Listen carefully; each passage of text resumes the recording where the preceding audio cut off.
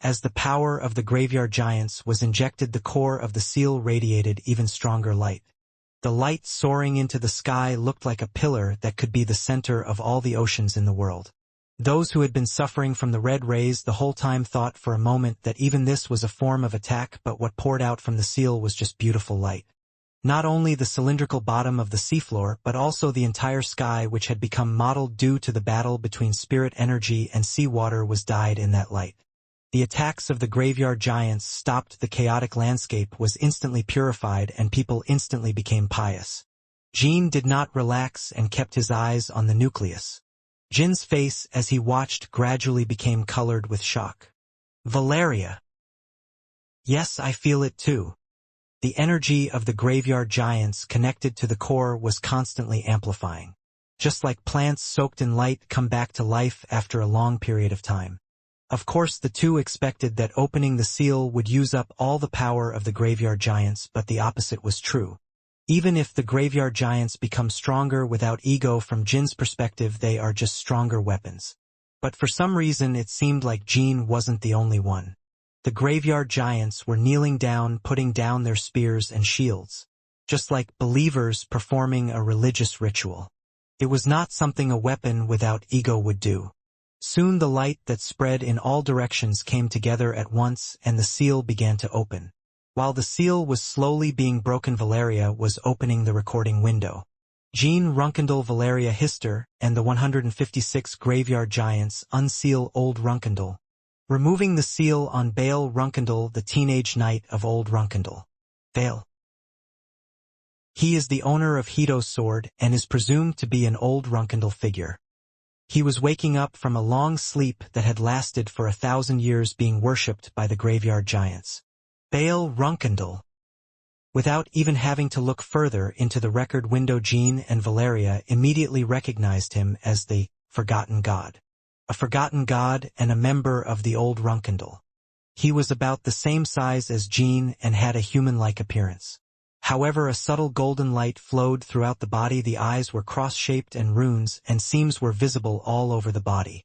It had 2 huge white wings on its back and a shining ring floating above its head. A form that is almost similar to the figure commonly expressed as an angel in religious mythology. Before he knew it, the sword that had been stuck in the center of the seabed was in his hand. The 10 small blades sticking out on both sides of the sword's body indicated that it was the original owner and shape of the sword. Jin Runkendal, Runkendal's youngest child, meets his ancestor. Jin said politely, "I have never heard of any of the 10 knights being non-human. This is because the dragons did not remember him because of the fabricated history." However, immediately after Vale woke up, Quicantal, who was in the sky, felt his memories of him returning quickly. Vale. Creatures of the sun. When Quicantal first met Vale 1,000 years ago, he introduced himself that way. Although he was not told what creature of the sun meant, he was a unique being in many ways. Even after becoming a teenage knight, Vale was the only person who pledged loyalty to a person other than Runkendal, and that was not Timar. Quicantal, it seems that the Lord has awakened the Old Runkendal. That shining being. Now I remember, damn it. If I had known it was that guy, I wouldn't have opened this tomb. Moreover, the ban on that figure has been completely lifted. What do you mean by that? Because Sarah isn't there. First you have to go down and tell Jin about the veil. As the embarrassed Quicantal spoke gibberish, his colleagues became anxious. Suddenly hundreds of golden magic circles formed throughout the sky. The magic circles were aiming at all forces in an instant and were about to shoot something, but it was closer to power than magic. Everyone stopped moving. Vale's low voice spread. Quicantal gritted his teeth and stopped the descent, but the remaining forces, who did not know much about Vale, appeared to disobey his words. Chi-dash. Golden rays from the magic circle shot out at those who moved. Vale's rays showed tremendous power, tearing the ships and dragons of the 3 forces apart like sheets of paper. Are you saying that's my sword's former owner?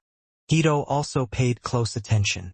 Even though we hadn't even crossed swords, I was doubtful whether I could really protect Sandra from the author. What's more, he didn't even have a sword right now.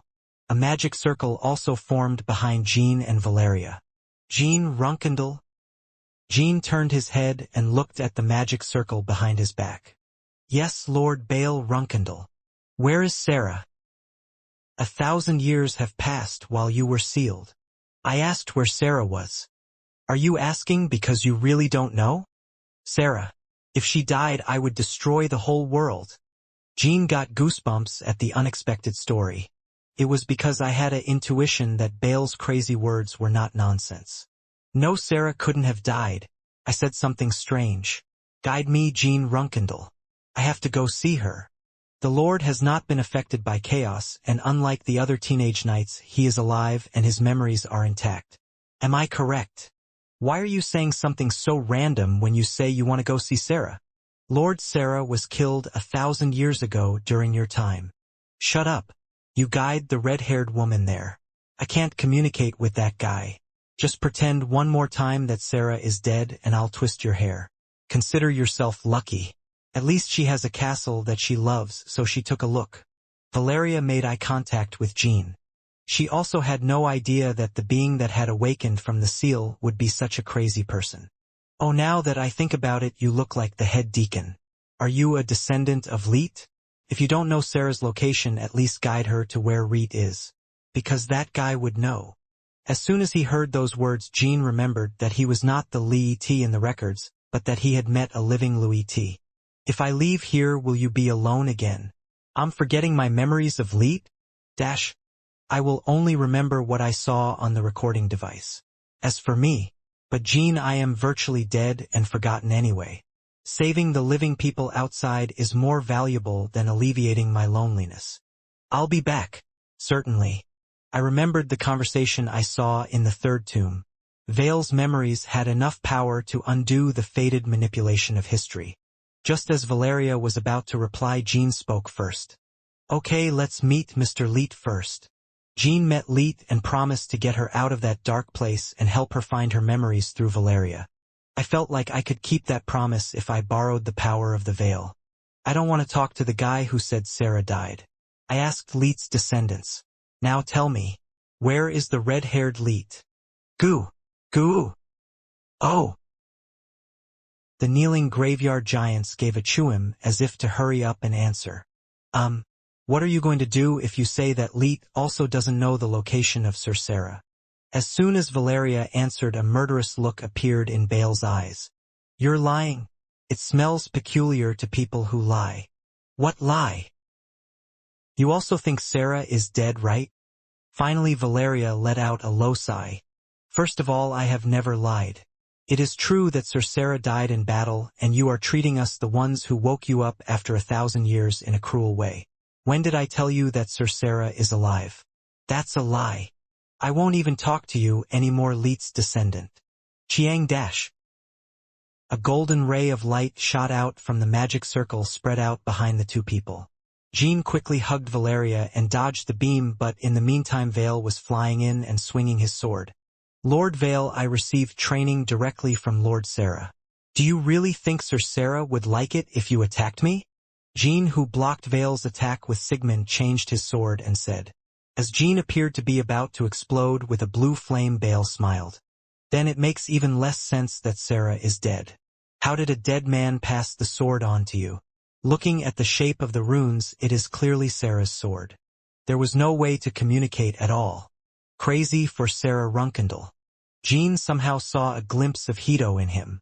Although it's a little different, the fact that you blindly care for someone is essentially the same. Hito also seemed to say that if Sandra died, he would become a vengeful spirit and destroy the whole world. This is not an opponent that can be suppressed. A former teenage knight and divine being who may have a level of power similar to or higher than his own. Even just by saying a few words, he had already lifted some of the manipulation of history regarding Louis T and retained his memories of the past intact. It looks like you, like Paddler, have planned to have Sarah all to yourself, right? What do you mean by that? I know everything. I have to kill that bad guy who pretended to be weak and took Sarah away. Lord Paddler also died 1,000 years ago. Okay? So what is this blue brain energy that I am starting to feel from afar? You're a liar. As I raised my senses, I could really feel the Paddler's energy. It looks like he is being summoned again, like in the Cauldron Snowfields. Jean wanted to answer that that wasn't the real paddler but that the prophet had stained his soul with chaos and summoned him. But it was clear that he wouldn't listen anyway. Hee, I will kill that guy and get Sarah back. The moment Bale finished speaking, Sandra, who had fainted, opened her eyes. As soon as she woke up and saw the situation on the sea floor, she shouted, "What is that monster? Mr. Jean is in danger. Young lady." Then, without hesitating even for a second, he jumped forward. Hito swallowed a sigh and immediately jumped off Quickantle's back following Sandra. "Mr. Jean, I'm going to save you. Even if you save her, it won't be of any use. Once this incident is over, I will definitely kill the 12 horsemen. Sandra?" As the chaotic situation continued, Jean and Valeria saw Vale looking at Sandra, falling with blank eyes. Vale was saying this. "Sarah? Sarah, okay. It's here." Toward Sandra. Vale originally had a soft golden glow, but now the cross-shaped eyes staring at Sandra were so bright that they were almost blinding. "What, Sir Sarah?" Jean narrowed his brows and looked alternately at Vale and Sandra. Valeria also shook her head, as if it was difficult to understand the situation. Naturally, Sandra and Sarah do not look alike. To begin with, Sarah has black hair unique to pure-blooded Runkendels, while Sandra has Zippel's white hair, as well as her body, eyes, attitude, and aura. Aside from being the same gender, the two had no resemblance whatsoever.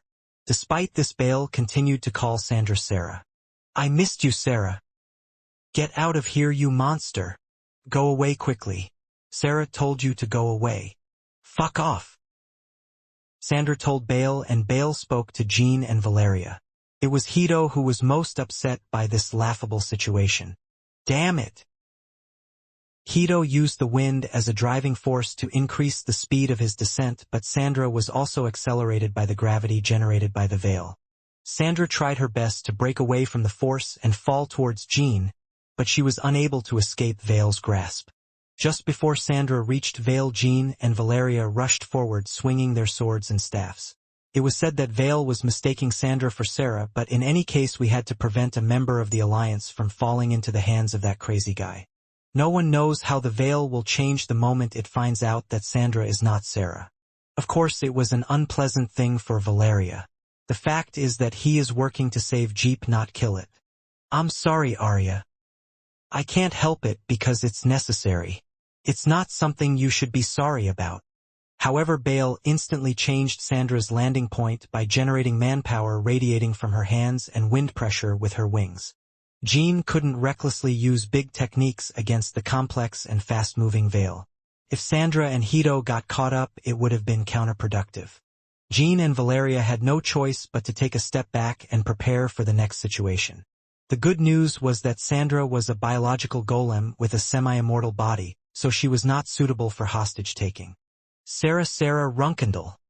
Soon Bale smiled brightly as he received Sandra with a princely hug, an expression often used in romantic novels, and even waved one of his wings vigorously, as if he was throwing a fist at Hito, who had been following him. Tisk dash. Baby! Hito was hit by the wing and bounced off the wall made of spirit energy and sea water. At the impact, black sea water poured from the wall like a waterfall. I never thought I'd see that huge man being thrown away so awkwardly.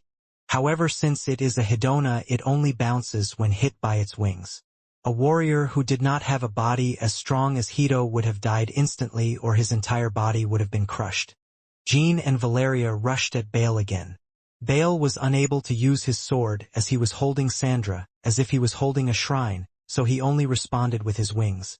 Although it seemed soft on the outside, Vale's wings boasted great strength that could not even be compared to the outer shell of a graveyard giant. "Why do you keep calling me someone else, you crazy person?" Hito shouted as he escaped from the seawall. His shirt was torn due to his massively bulging muscles, and his eyes were stained with anger deeper than ever. Hito, who always maintained a dignified appearance and attitude, had already broken down several times during this trip to the grave. "That's what I wanted to ask too, Lord Bale. The woman you are holding is not Sir Sarah. You'd better come to your senses."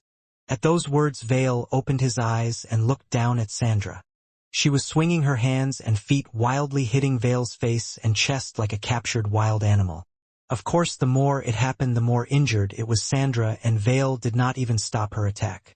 Now that I think about it, my face has changed a little, and I've grown taller. A little.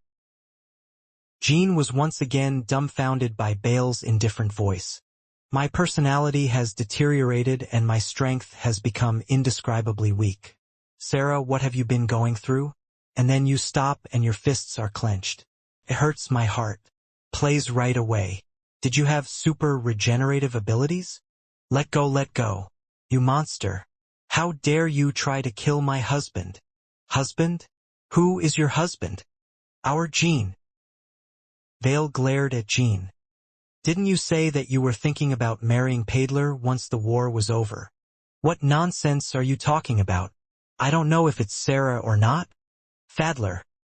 That guy looks better than that disgusting guy. That's a good thing. It looks like Paidler has come here too, so I'll have to end it here. I'm not Sarah Runkendall, I'm Sandra Zippel. And Jean is cool. You recognize that too. But he's a distant descendant of you, but isn't that still a good relationship? That's right. We come from rival families and are in tragic love. That makes it even more thrilling. At some point Sandra and Vale were exchanging something resembling a conversation. It seems that crazy people have something in common. Anyway, everything is okay, Sarah. You have changed from what I remember. You have lost your right arm, you have become weaker. But now I will protect you. Just like you protected me. You will protect me? Yes, Sarah Runkendall. My life, soul, and power exist only for you. Bang, bang, bang. Suddenly there was a loud noise everywhere as if a shell had exploded. Surprisingly, it was the sound made by the graveyard giants clapping.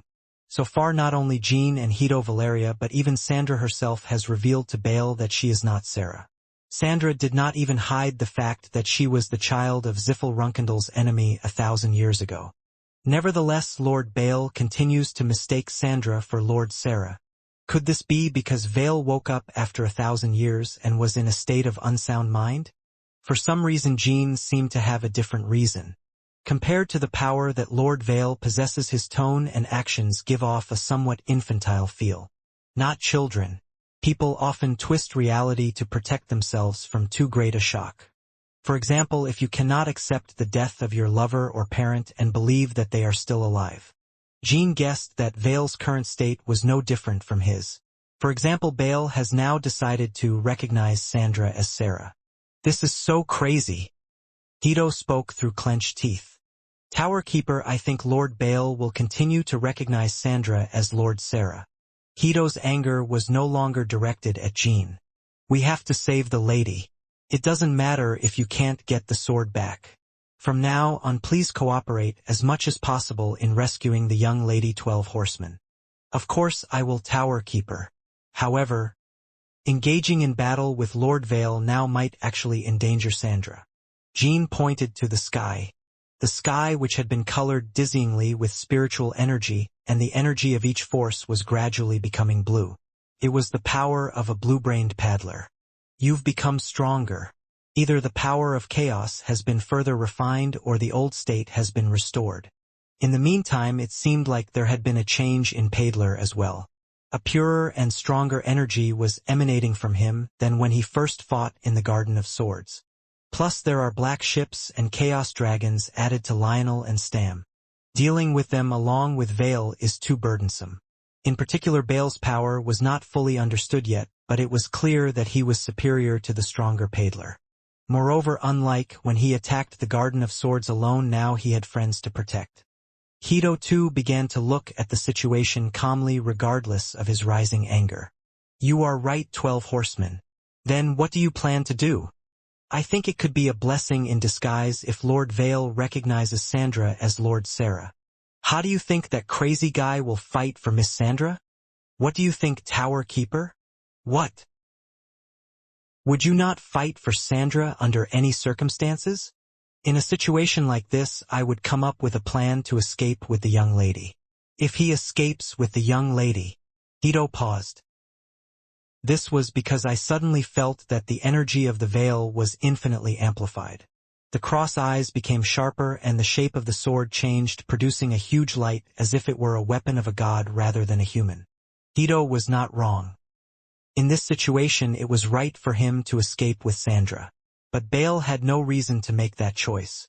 He is confident that he is stronger than them all combined. Are you saying there's no need to be nervous? I think so. Jean Runkendal. This time I will end you. Paidler, who had completely escaped the portal, also stopped talking like Hito. As soon as he saw Jean, his eyes lit up for a moment with the thought of getting revenge, but then he frowned when he saw the graveyard giant and the veil. Veil? Why are you here? You came to me without fear, Paidler. Bale smiled. As soon as Paidler saw him, he looked visibly agitated. Besides, for being that weak, you really are as fearless as ever. You. Jean felt that Paidler had become stronger than before, but Bale perceived that he had become weaker. Bale, who was glaring at Paidler as if he were going to kill him, lowered his head and looked at Sandra. The face that had seemed like a devil just now had an infinitely kind face everywhere. Sarah, is it okay if I kill the paddler and the gangsters today? Sandra answered casually. Whether you smash it or kill it, it's up to you. It would be uncomfortable if you keep fighting while holding me like this, so could you please send me to Mr. Jean? That is correct. Even though I'm weak, I won't be able to tear you apart while holding you. I think that guy will be able to protect you well in a melee. I will do that. Okay. Jean Runkendal, please take care of Sarah. If there is even a small scratch left on her when the fight is over, then you too will die by my hands. Hey, you're not allowed to talk to Jean like that anymore. Okay, Sarah. I will correct it like this. At that time you also got hurt a lot by my hand, do you understand? Jean Runkendal. That's not possible either. Wow, you keep saying mean things to Jean. Well, it might have been better to surround the paddler. You will be very tired by then, Jean Runkendal. As Vale handed Sandra over to Jean and took off, the group could only stare blankly behind him for a moment. Jean and Valeria Hito were left speechless for a while. That crazy old teenage knight of Runkendal eventually recognized Sandra as Sarah. Hee. At first I thought he was a monster who was attacking Jean, but he was a good friend, right? Sandra also completely ignored Bale's behavior in denying her identity. From her point of view, not only did she stop attacking Jean, but she even helped him, so other things didn't really matter. Miss, are you okay? Yes, as you can see, it's very fine. Even the bruises on my hands and feet from hitting that guy have completely recovered. Wow, it was very solid. I don't think my fists or feet ever hurt this much, even when I was hitting the Hito hard. Hito could not hide his distraught expression, as if he were a middle-aged man in crisis. A little curiosity led to the sword being taken away, putting Sandra in danger. In addition, the fact that he secretly contacted the Bamul Alliance while on vacation became known to his family. If the monster that awoke from the bottom of the sea had not suddenly shown such extreme kindness to Sandra, she would have just struggled and lost everything. Although nothing had actually been lost yet, Hito was feeling a sense of defeat for the first time in a long time. Miss, I need you to give the author one more command. What command? Family and Bamul Alliance Kinjalo. Tell your allies not to attack. Looking at the author's behavior, it seems like he will unconditionally accept any order from the young lady. Oh, I guess I'll need that. Yeah. Attack only the Garden of Swords. Oh, they're already destroying everything? At those words, Hito fixed his broken glasses with a calm gesture and took out a cigarette from his pants pocket. Even before Bale moved directly, many of Zippel's ships had been shot down by the graveyard giant's red rays. Sarah, what? Only those from the Garden of Swords attack Runkendal. I'll try my best. If this continues, we won't have much to say when we return to the clan. It's all against my will, lady. What are you talking about all of a sudden? It means I put you in danger. When we return to the family, you and I will be subject to intense investigation. It's not the first time, is it? It's different this time. Given the circumstances, the young lady and I were secretly in cahoots with the Bamul Alliance, and the family's power was lost in the process. It's not a problem for me because I'm an important force, but the young lady will definitely lose her freedom. You will become a hostage to prevent my betrayal. I think that Bale guy will fight with my entire family if he touches me. Hito will do the same. It doesn't mean much. First of all, it is problematic in many ways for me and the family to be at odds in a situation where the author is not sure when he will realize that the young lady is not Sarah Runkendall and the evil spirit is growing powerful. Or should I just run away until my father's anger subsides? Miss. Why? First of all, it would be better to think again after the situation is over. Jin's eyes widened. This was because Hito's words implied that he might betray Zippel. Jin didn't say anything to him. No matter what choice he made, he wanted to help as much as he could. The man who helped find Runkendall's old legacy is in trouble. If so, Jin naturally had to take responsibility. Wow, I can't believe I've forgotten about that crazy guy. The manipulation of history is scary. Quikantle said as he escaped the chaos in the sky and landed on the bottom of the sea. Fortunately, the Veil did not attack her. However, it was not because he had any loyalty to Runkendall or any memories of the old days, but simply because Quikantle was a familiar face. Mr. Quikantle. When Quikantle transformed into a human, his colleagues naturally stood nearby. After confirming that everyone was safe, Jin internally sighed.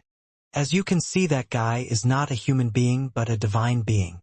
Seeing him fight, it doesn't seem like he got stronger through training. Yes, Veil was strong from the beginning, and caused big problems all over the world because he couldn't control his power. There are countless people who have died at the hands of that guy. At that time, Runkendall originally viewed Veil as a target for subjugation, not recruitment. How did such a person become a teenage knight? It's because of Sarah. I still don't remember the details of the process, but Bale swore loyalty to Sarah, not Runkendall, and Timar appointed Bale as a teenage knight to pay back the karma he had committed to the world. Certainly, it's an act of inaction that would be of great help if it could be controlled. Jin said, looking up at Bale. His fighting style was clearly different from that of humans. First of all, aerial combat was possible using 2 wings, and the power pouring out of the sword and body was neither aura nor magic power but power. The blue energy that colored the sky was already being replaced by the golden power of the Veil. Based on the size of its power alone, it would not be strange to say that it is close to creation. It wasn't as deep, but it wasn't as shallow as other massive weapons.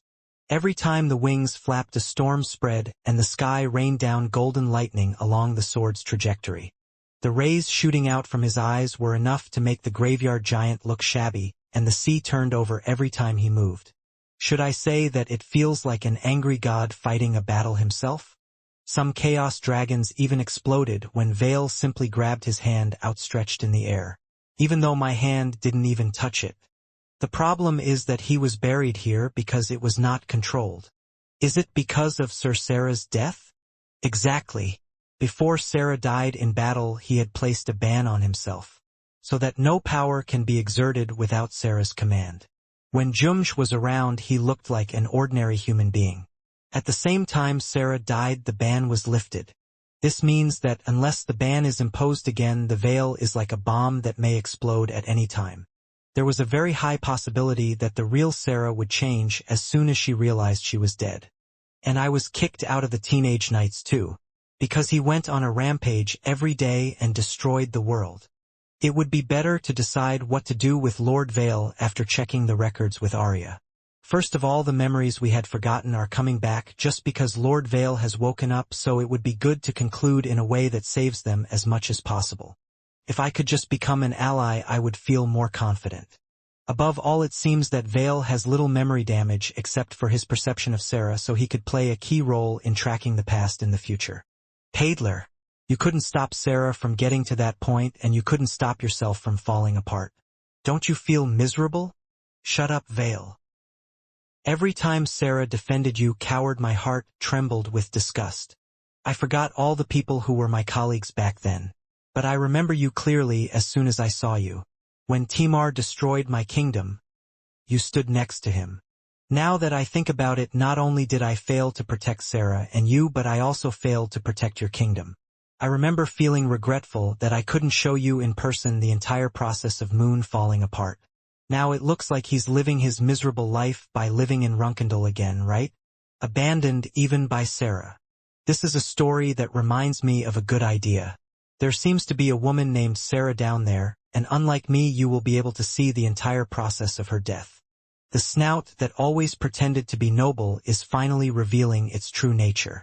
Give it a try and I wish you luck." Hateful words and swords were exchanged towards each other. At one time both of them must have walked the battlefield together as teenage knights. It was a scene he had never seen before, and Jean felt bitter water welling up in his heart. The reason they hated each other so much was probably because of Sarah's death. Sarah's death would have resulted from Runkendal's defeat. If he was defeated in this life, the Bamul Alliance and his colleagues would also become like them. Ghosts who hate each other terribly. After thinking about it that way, Jean changed his mind about Vale, which he had been planning to dispose of after checking the records. It will definitely make you an ally. If it can't be a real comrade, I'll at least make it into a controllable weapon. I thought I should make it that way not only for the Vale but also, if possible, for Elona Ziffel, which Talaris is sealing. It's big. A sharp ray of blue brain struck Bale's forehead. Vale blocked the blue brain with his wings and then laughed as if it was funny. "Did you scream out loud that you were going to kill this body with this kind of force? If anything, your little ones are more annoying." Stam and Lionel were being bounced by Vale's sword. Although Vale was strong, Paidler and Stam Lionel fought at a significantly lower level than when they faced Jean in the Garden of Swords. Because the battle does not take place on the ground. The three of them step on the sea surface and the Chaos Dragon Black Line, responding in an unstable position each time, while Vale is in complete control of the air. Although it hasn't been long since the battle began, it appears that Bale has already secured a clear victory. The paddler group also knew full well why they were at a disadvantage. However, there is no other reason why we cannot hastily bring Vale to the bottom of the sea where we can fully fight. That was because Jean was standing underneath it. Moreover, since the colleagues next to him, especially Hito, were formidable opponents, he decided that it would be better to fight at a disadvantage in the air. Today is a special day, Paidler. This is the moment when Sarah is completely liberated from you. Eventually Bale fell into the sea and grabbed the paddler's neck as he just soared. Paidler's eyes widened in exasperation, and Bale smiled at the thought of finally ending him. Soon Bale's expression became crumpled. "What are you saying, running away?" Paidler's body was becoming blurred little by little. Jean and his companions thought it was the prophet who was retrieving his soul. However, it was not she but Rosa Runkendal who was now summoning Paidler back to the Garden of Swords. Rosa was smiling as she looked down at the seafloor through Paidler's eyes. "The cabin of the ship Ram. Why did you save me a life that will never die anyway?" It sounded calm, but there was anger mixed in Paidler's voice. Originally his throat should have just been torn apart by Vale's grasp. As Paidler said, it did not mean death, but the fact that he had been withdrawn against his will by someone he had a deep grudge against was displeasing to him. If he had once again fought like a vengeful spirit like he did during the first all-out attack on the Garden of Swords, Paidler would have been able to continue fighting for a while even with his head gone. Reconstructing Jiang's body and soul is a task that requires a bit of effort for me as well. I didn't want to waste it on meaningless things. Rosa also answered calmly, but it contained contempt and ridicule. Contempt towards the weak, mockery towards the useless. That's how she viewed most of the people currently occupying the Sword Garden. Once the transformation into an evil spirit was completely over, even those who found it somewhat useful would no longer feel the need for it. This is probably how Chiron looked at us in the past. The tiny creatures that simply make the ground on which you stand a little less lonely and empty can be killed by pressing down with your fingers or blowing on them at any time. That's how the family members seem to Rosa now. Paidler was one of the better creatures out of all the creatures, but he was no different from other creatures in that he always failed at the tasks he was entrusted with. The same was true for all the paddlers who remained in the mausoleum. Rosa was realizing that she was becoming a being who did not need anyone's help, but she was not particularly impressed. The only thing that stimulated her was Jean the youngest. Only when she thought of Jean or saw Jean did she smile, not mockingly but with a genuine smile. Just as he had laughed at Jean through his eyes while summoning the paddler just a few minutes earlier. "I hope this doesn't happen next time." Is that so?" Rosa thought about crushing Paidler but then laughed. He often irritated Rosa because he did not give in to fear or power. It seems that Sir's grudge against Runkendal is not as deep as I thought. The revenge demons I have seen so far always tried to survive and stab the opponent in any situation. They did not go crazy like Jiang, as if it was okay for it to end indiscriminately. I am not your slave, Rosa Runkendal. I decide that myself. Yes, sir, you are not my slave. It's just a remnant of the past that came into existence in this world because of me. You are not useful enough to be my slave. Paidler showed no particular reaction to Rosa's insulting words. Rather, it seemed funny and contained arsenic. Well said. Actually, you don't need the help of the dross, so why don't you just let me disappear? That's the same reason. Paidler laughed once more. I thought it was necessary, but it wasn't. Rosa makes eye contact with him. That's right. Just as it turns out that Jiang's revenge was already over, I just didn't know that my power would stabilize so quickly. It was no secret that Paidler's revenge was over. What I want is not the revival of Runkendal but its corruption and destruction. Your mother, descendant of Timar. This power chosen by Rosa Runkendal will eventually plunge Runkendal into the abyss. As he said when he first fought Jean, Paidler only wanted the destruction of Runkendal. From the time he first appeared on Ins, he had nothing but blind hatred for Runkendal. Therefore Elena did not even need to take special measures such as breaking his mind or brainwashing him. Instead, Elena at that time tried to keep Rosa in check through Paidler. However, the moment he saw Rosa, who had blossomed into a vicious body after the fight, Paidler realized that his goal had already been achieved. In the first place, the Garden of Swords has become a land that can no longer be called Runkendal, and when she reaches Zhongni she will eventually destroy even this herself and devour the entire world. Elena's plan to keep Rosa in check through Paidler also lost meaning. Even if a few strong figures like Paidler were added, it became impossible to keep her in check within Runkendal. Also, there was no need to keep it in check. She who has become an evil spirit is naturally coloring the whole world with despair. Then all you have to do is recover my power and then destroy me, right? I don't know why we're causing trouble to each other. Just as Rosa was about to respond, Elena spoke first. Lord Paidler, you seem to be very tired. It hasn't been long since you came back to royalty, but it seems like your mind is already filled with thoughts of wanting to end the body and soul that have come to exist so poorly. Elena. But Lord Paidler, you are now a god and not a human being. The existence of a god is solely in the hands of the head of the family, and as far as I know, most gods tend to respect the fate of mortals. What do you mean by fate suddenly? It is a story that only those who have fulfilled their destiny can enjoy the rest of extinction. If Jiang's revenge had really come to an end, the head of the family would have destroyed Jiang in one fell swoop, even if Jiang didn't want it to. But that's not the case. Sir, there is still work left to do. Paidler glared at Elena. How ridiculous is it that a person who was revered by everyone as a teenage knight in the past ended up getting revenge only with someone else's help? Don't you think you deserve to rest only if you have done even just a little bit? At that moment, the person whom the Lord hates so much also woke up. Are you talking about the Veil? Yes, Veil Runkendal. Let's personally eliminate this man who is presumed to be another dregs of God. If you do that, the matriarch will recognize your struggle to fulfill your destiny and grant you rest. Paidler didn't answer for a while and then turned around as if he wanted to go out. Anyway, the moment Veil stands in front of Lord Rosa, he will be in a situation no different from mine. I don't understand why you would do such a useless thing when you are ready to end the world on your own. You don't need to know the matriarch's will.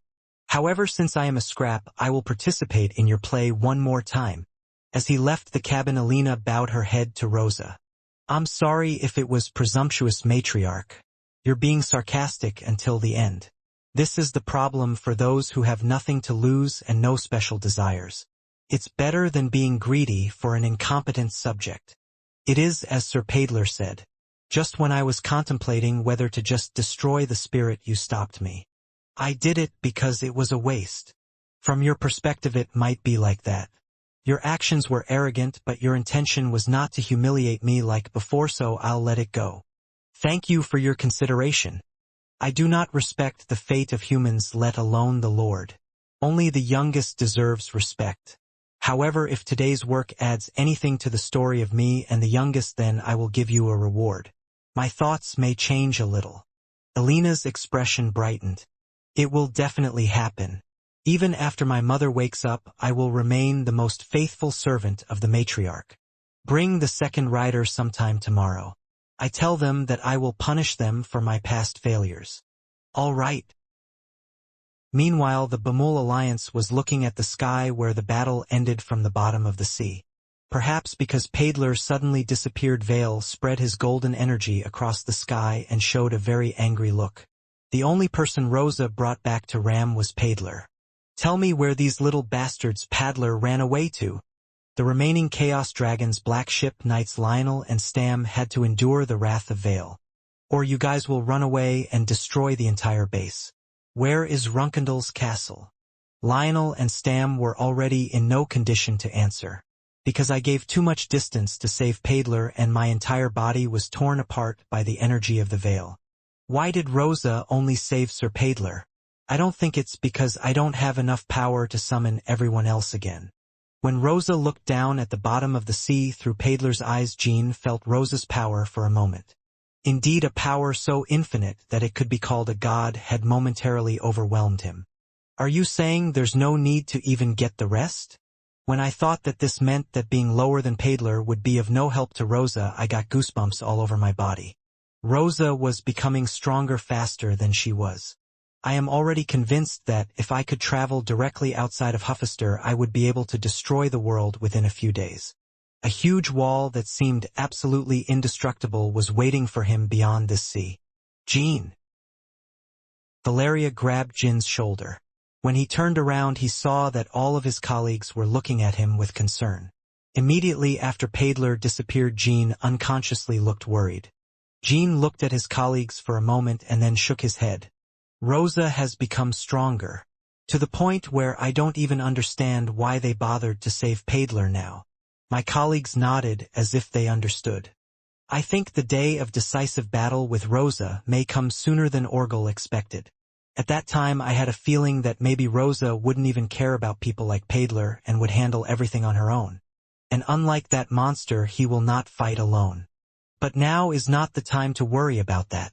First of all, it would be best to calm down that old teenage knight. Oh, Jean, should I tell that guy to stop now? Jean shook his head and smiled at Sandra. It will stop on its own. Everyone who tried to harm you is dead. I just need to help you face the truth. Srung. Jean drew his sword again.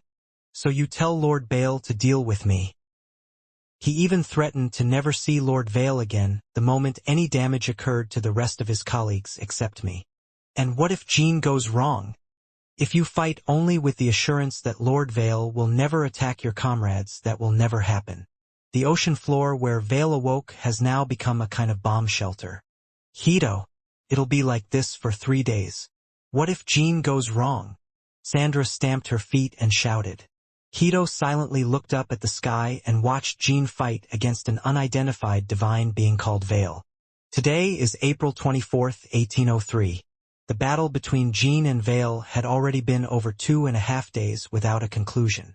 No one expected the fight to last this long. Jean and Vale even chose the surface of the sea rather than the ocean floor as the stage. Those who came together naturally thought that Vale would have the upper hand due to space constraints, but Jean was taking advantage of his characteristics as a magic swordsman to prolong the battle. If I had known this would be the case, I wouldn't have listened to Mr. Jin's request. Oh, that guy called Vale doesn't even listen to my orders anymore. I yelled at him to stop several times. It's not that I don't hear it, it's that I can't hear it. The graveyard giants have put up such a thick protective shield. Go over there and wash your face or sleep for a while. Your eyes are so red they look like they might explode.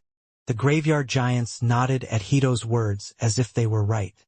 Most of the buildings formed on the seafloor were altars for Vales, but like any religious facility there were also restrooms and washrooms. Thanks to this, those remaining on the seabed are able to watch the fight without much discomfort. Of course, not only did we feel unwell, but we were all distraught. The Bamul Alliance was worried that Jean would get hurt, and Hito felt sick just thinking about the situation after the battle ended. However, even in the midst of the chaos, those on the seafloor were often losing their minds. This was because the battle between Jean and Vale was creating such great moments that I was immersed in it without even realizing it. In particular, Hito was impressed as a warrior. Is it because of the status of the 12 horsemen? Vale's power, which used to explode chaos dragons out of thin air, has never been revealed. While Vale fights fiercely, the 12 horsemen are more focused on breaking their own walls than on their opponents. It was questionable whether he was an opponent capable of such a fight, but in Hito's eyes Jean clearly seemed to be training, not fighting. Pakhang dash. The frozen sea water that Jean was standing on broke, creating a splash.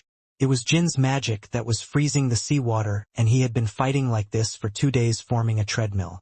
This is a clear contrast to the previous case where the group of paddlers were unable to overcome spatial limitations and were quickly put on the defensive. The constantly changing landscape of nature made the fight seem like a battle between two divine beings rather than a human and a divine being. Perseverance. But can you see the end now?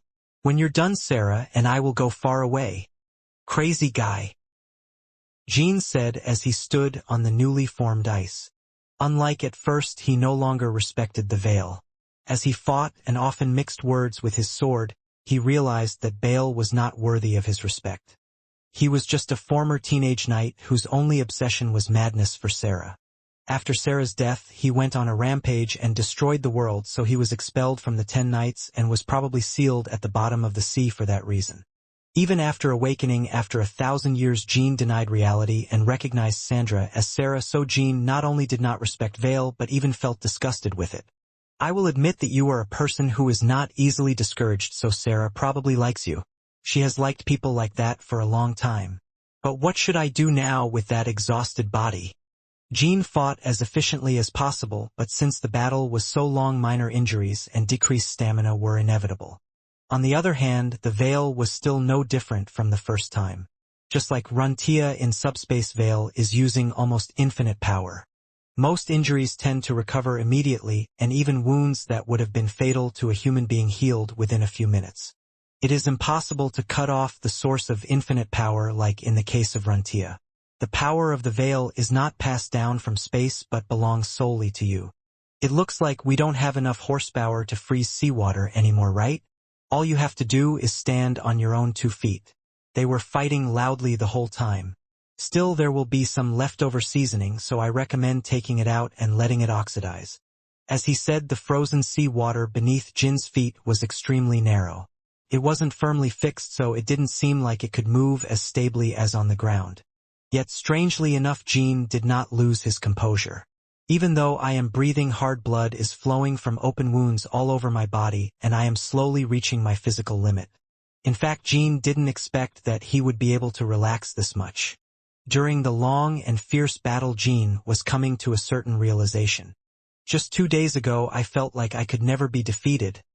But now I think I can do that. Ranka Halovice Smarian Frock Garden of Swords All-Out Attack Runtia Runkendal Fake Jonah. Until now, since returning to royalties from La Fra Rosa, Jean has been fighting non-stop. All of the experience of fighting finally blooms at once through the battle with Vale awakening Jean. At first I was hoping that you would come to your senses after fighting with me. I hoped that I would accept Sarah's death and calmly hear about Sarah's last appearance and the will she left behind for me. I thought it was bound to happen if you really loved Sir Sarah. Sarah is waiting for me down there. But what are you showing now? I was just talking nonsense. He is doing this nonsense because he is afraid to accept Sir Sarah's death. She was a person who loved Runkendal and lived like an unquenchable fire to save the world. Shut up. There is only one Lord Sarah and no one can replace her. So stop insulting Sir Sarah. You didn't love Sarah, you just used her for your own self-interest. You talk as if you would die without Sir Sarah, but when you found out that Sarah was no longer in the world, you chose the weak choice of denying reality instead of mourning or carrying on her legacy. Vale swung his sword and wings at Jean. The black and golden energy violently turned the sea, but Jean did not lose his balance, as if he was unaffected by an illusion. It was the result of shock. Vale didn't care. Throughout the last battle, Jean was wasting time attacking like this, so there was no need to think anything special about it. But for some reason Vale felt a chill go down his spine. Are you finally trying to reveal a hidden move?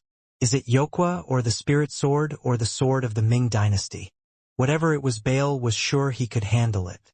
This was because Jin's remaining strength was clearly visible in his eyes. He might have been preparing for the season from the beginning, but he felt like no matter what he did now, Jin wouldn't be able to generate enough power to threaten him. Grumbling. The blue flames that had just begun to cover Bradamanti were made up of weak magical power. Magic power is the power Jin has consumed the most so far, because we had no choice but to continue using it to freeze the ocean. Vale could not understand Jin's intention to unfold the final season through magical power rather than spiritual energy or brain energy. The fire that you shared 2 days ago saying that you learned fire directly from Sarah was quite plausible, but that wouldn't even be able to imitate her fire. Vale continued to fire his sword and power, and Jin did not waver. This is not Sir Sarah's painting. Vale. When Jin answered in a calm voice, Vale let out a scream instead of answering and exploded with power. Just like a wild beast that avoids direct contact with the torch and only barks, Vale continued to stick to long-distance attacks. I should fall down, but I don't. That was the Jin that Bale was feeling right now. Just as Jin did not fall, the weak fire that enveloped Bradamanti did not go out. The moment Bale wondered why. Jin made eye contact with him and smiled. Hito, who was watching from the bottom of the sea, knew that this was the moment when Jin broke the wall. Only Hito recognized it. You won't understand why I don't collapse from exhaustion and why this weak fire doesn't go out. And your instincts will be speaking. Don't close the distance between me. Bale's face, which had never once lost his composure, was quickly becoming anxious. What is that fire? Bale thought he was absolutely superior in every way. While Jin's energy had run out, he was in the same state as before. But now my thoughts were quickly changing. The conviction that he would surely be defeated if he touched that fire weighed on Bale's whole body. The fire that started from Sir Sarah and finally became mine. The fire in Bradamanti continues to be dim. Because it was a completed form, it did not change into a more imposing form. This means that it is always the same whether when you are tired or when you are full. A new magic sword that has not yet been named. In other words, Jin created his own ultimate skill while fighting Bale. With the sword outstretched for the first time, Jin slowly began to approach Vale. The frozen seawater was creating a stair-like path as I walked. It is up to you whether this fire will become your new milestone or a weapon that will bind you. Vale shouted and rushed at Jin. However, just before the sword touches him, he flinches and stops. I was excited and rushed forward, but when the blade started to mix, I felt like I would be instantly overpowered by that strange flame. It means I'm giving you one last chance. From now on, please think carefully before answering any questions I ask. Bale. Who is that person down there now? In response to that question, Vale closed his eyes and said nothing for a while. The closed cross-shaped pupils were trembling. Zippel. Yes, Sir Sarah died 1,000 years ago. The person you believe to be Sarah is a descendant of his enemy Zippel and a companion of mine. Why do you wake me up and tell me the terrible truth? What did I do wrong to you?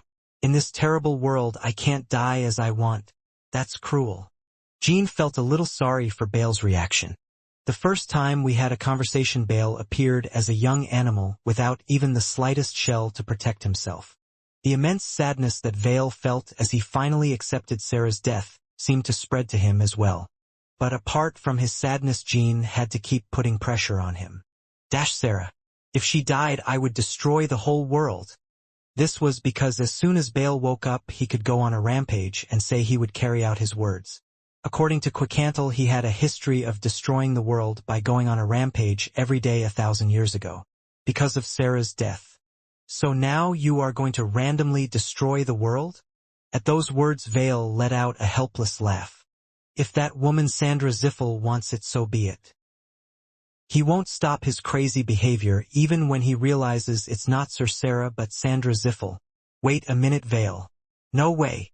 Suddenly the conversation between Bale and Sandra 2 days ago rose like ominous smoke in Jin's mind. Anyway, everything is okay, Sarah. You have changed from what I remember. You have lost your right arm, you have become weaker. But now I will protect you. Just like you protected me. You will protect me? Yes, Sarah Runkendall. My life, soul, and power exist only for you. Forbidden. Have you already pledged your oath to Sandra and placed a ban on yourself? Vale nodded weakly. Are you here, Zephyrin? You're here, Grand Duke. Buvar and Aenaz from Kingelo's new headquarters welcomed the three executives who had just returned with clear voices. Zephyrin and Bianca Ranka. The three escaped from subspace while Jean and Vale were fighting and returned, and of course they were not in a good mood. In particular, Zephyrin was indignant at the fact that she had been played by Jean this time. I was even more annoyed because Jean didn't plan anything this time but just chased him and only suffered losses. Anyway, if you get involved with Jean Runkendal, you will definitely get tired. Haha, what is this? There were two main reasons why Kingelo chose to retreat instead of joining the battle. Firstly, Zephyrin cannot use the leader's power, and secondly, it is to reduce power loss. Zephyrin's judgment was that Jean would not be killed by that crazy guy who kept shouting for Sarah, so there was no need to go out of his way to help that obnoxious person. Arch, but this time, Jean Runkendal helped us. Subspace. I tore it apart. He wasn't trying to help us, he just tore up subspace in the aftermath of fighting that crazy guy Bianca.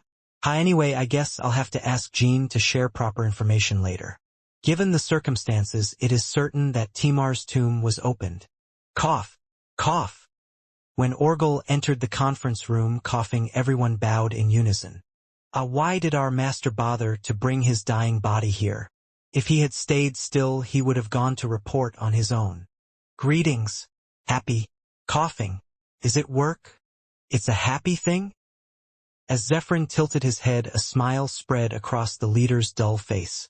At Timar's tomb. An awakened being. Zephyrin, didn't you feel anything when you saw the veil? Zephyrin's eyes gradually grew larger at Orgel's question. Soon she found out what her master meant. Are you saying that crazy guy has traces of life? When the leader nodded, Zephyrin reflexively covered her mouth. It was an action that stemmed from his own irreverence for daring to call signs of life a crazy person. Oh my God! The moment has come when Jean Runkendal really helped us. The key to the greater cause, and one of the beings that Kingelo had been looking for such a long time, was the Veil of Life. Orgel was confident even though he had not seen the Veil in person. From the moment Veil woke up and began wielding his power, I felt its unique energy. Additionally, the history manipulation that Veil lifted upon Runkendal's awakening included some of the history of Orgel. That meant that the speed at which Orgel's power returned would become faster. Zephyrin. Please speak, Master. Jin's crying. I don't know how soon we'll learn more about the Veil. We have to hit the player before he finds out about the contract and the ban. All right. However, he seemed to have a tendency to become obsessed with a person named Sarah. What would you like me to do? We need to make something that can replace Sarah Runkendal. It won't be that difficult. He is originally pure and has probably been injured as well. Isn't there a possibility that Lord Jean has already signed a contract? Before returning, I saw Lord Jean fight. Sir Jean might have removed it. If the contract has already been signed, we will be exposed to Jin's weakness once again. Since the energy of life is felt, there is no way it could have been removed. Besides, Jean Runkendal has a lot to tell him. Even if he was defeated in the battle with Jean, it is not to the extent that Veil cannot escape. Also, at the point where weaknesses could be discovered, Zephyrin became thoughtful for a moment. I will go to Tychon immediately and check the situation first. If Bale is not in Tychon, release a search team, and if he is with Jean, bring him back with utmost care. Unfortunately, what Zephyrin saw when he visited Tychon was Veil, whose contract had already ended and who had placed a ban on himself. Unlike when he first woke up, Bale looked like an ordinary human. The shining ring on top of his head and his two huge white wings disappeared, and his cross-shaped eyes were no different from those of an ordinary person. Only his golden hair gave off a soft, mystical light, indicating that he was an extraordinary being. Bring some snacks over there and eat them with me. I get it. Sandra was loving that divine being as if she were her younger sibling. Bale brought the snacks from the table with a dark expression. After realizing that Sandra was not Sarah, Veil wanted to tear her to death right away, but there was no way. Because contracts and prohibitions are absolute. Bale's current state was that of a slave completely subordinate to Sandra. You just have to feed them one meal every 5 seconds. Okay. You eat on your own. I get it. It's so stiff. Can't you give me a more intimate answer? I'll try. Good. Sandra's encounter with the Veil was still something that Jean and Tychon's colleagues were not very familiar with. Therefore, Kingelo's executives who came to see him could not help but be shocked. Jean, what on earth is this? It's a headache situation. Can't you see it? What a noble being he is, but that crazy biological golem. Sandra hummed as she chewed the snack that Bale fed her. She is being obnoxious on purpose after making sure Zephyrin shows courtesy as soon as he sees Vale. Zephyrin sighed and bowed his head to Bale once again. Vale, this is Zephyrin, the Grand Duke of the Demon World. As I said before, my master told me to bring you because I have something to tell you. Vale, get rid of that demon dragon. It's annoying. Do you mean to kill me? Of course. G-dash. As soon as the command was given, Vale began to transform into its original form and Jean stopped Sandra. Sandra. Tisk. Stop, Bale. I get it. Belonging. Okay. Damn it. Bale, why did you make a contract with a biological golem like this? Hey, demon dragon. Is that your attitude right now? You are condescending to Bale, but you treat me like a lowly person? Are you telling Bale to never cooperate with you? It means to be polite. In the end, Zephyrin dragged Jean outside. Jean, that biogolem listens to you very well. I can't bear this insult any longer. As a temporary ally, I would like to make a formal request to you. Please take measures so that we can serve Mr. Vale. Sandra is not my subordinate, Zephyrin. And what nonsense do you think you will do? Have you forgotten that my master helped you when saving Hester not long ago? I guess it's not that difficult of a request. If you're worried about us using tricks, you can have Sir Jean accompany you. If it was absurd that Bale was subordinate to Sandra, it was interesting to see Kingelo come out of nowhere and show his obsession with Bale. I had a feeling that if I did well, I could use Kingelo for the safety of Hito and Sandra. Zephyrin, I honestly thought that if you came you would demand compensation for damages or ask us to share information about Vale. But what is the reason for such a blatant hypocrisy? Answer honestly. Great. We already knew about Bale's contract and prohibition. So I tried to sign a contract first without your knowledge, but the biogolem hit me. Ah, so that means you didn't consider the case where Vale contracts with Sandra and not me. That's right. Of course, to you Bale is very important to us. Is it because of the existence of the parent of life that Orgel spoke of? Jean thought that he was the only person Kingelo could be so openly obsessed with. From what I learned at the first meeting, Kingelo's goal seemed to be deeply related to the parents of life. I think that's why he leaked information about Jeep's sacred site to me. I have no intention of telling lies even if there is no contract of truth, Jean Runkendal. The reason the world is like this now is because the parents of life have disappeared. Perhaps the purification that Kingelo speaks of includes the process of resurrecting the parents of life. Kingelo seeks to resurrect the parents of life and the prophet seeks to return Hilurim. For example, their goals seem to be at opposite ends. Those who purify the world and those who seek to plunge it into chaos. Of course, in Jin's eyes, they all just look like crazy people who keep tormenting the normal world. Just like Jeep, who tries to manipulate history to make the world go their way. Kingelo is a purge and says things that are nice to hear, but in the end he commits terrorism, murder, and other evil deeds, not to mention the prophet and Jeep. And Rosa is in the midst of it all, trying to completely destroy the world. As soon as I thought about it, I suddenly felt a headache. That's right. We want to resurrect the parents of life, and Mr. Vale is an important clue to that. You confess it very refreshingly. Even though it is temporary, it is an alliance. Vale is also involved in my master's recovery. Isn't it necessary for you to restore your master as much as possible before the final battle with Rosa Runkendal? That is correct. That is why Jean was concerned about Orgel's recovery during the first meeting. Anyway, I needed to meet Orgel once. I also need to let you know that Rosa's powers seem to be getting stronger faster than he expected. Orgel has already said it himself that there is a means to accelerate recovery in the worst case, even if it is not a veil. So does that mean we can't cooperate? No, let's cooperate. Instead, I would like to place one condition. Ah, those damn conditions. What is it? Protection of Sandra and the Tower Keeper. You may have noticed something in Timar's tomb, but even if they return to Zippel, they will be treated as traitors. Isn't it okay if I don't send it back? Zippel will be very displeased, but whether they like it or not, they cannot be at extreme odds with you ahead of the final battle with Rosa. The betrayal is also their fault for not managing people properly. I don't plan on sending it back. Even if he betrays me until the final battle, there will be no problem, as he is an important force, but just in case, I am asking for your protection as well. The more hands, the better. Zephyrin surprisingly complied with Jin's request. Anyway, as long as Master Bale is around, we have no choice but to protect the biological golem. Moreover, you are a man who would find it ridiculous to protect the Tower Keeper, so this is a very conscientious condition for you. Let me accept it. Knight. Kinzelo's executives, including Zephyrin, have returned, and Hito and Sandra are the only guests who came to Tychon.